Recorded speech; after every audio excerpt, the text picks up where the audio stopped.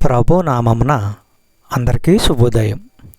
ఈరోజు దేవుని వాగ్దానము ఏమనగా, ఎఫెసీయులకు రాసిన పత్రిక 2వ అధ్యాయము 18వ వచనము. ఆయన ద్వారానే మనము ఉభయులము ఒక్క ఆత్మయందు తండ్రి సన్నిధికి చేరగలిగి ఉన్నాము. సహోదరి సహోదరులారా, ఇప్పుడైతే యూదుడైనా యూదేతరుడైనా క్రీస్తు ద్వారా నేరుగా దేవుని దగ్గరికి రావచ్చు.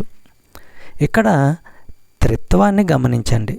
దేవుని కుమారుని ద్వారా, పవిత్రాత్మ ద్వారా తండ్రి అయిన దేవుని సన్నిధికి మనకు ప్రవేశం కలిగింది.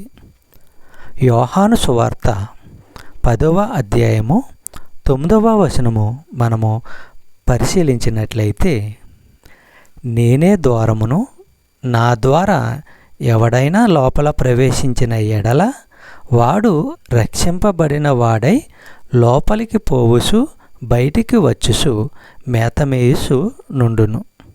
సహోదరి సహోదరులారా, క్రీస్తు తన ప్రజలను బలపరిచే ఆహారాన్ని మేత సూచిస్తున్నది.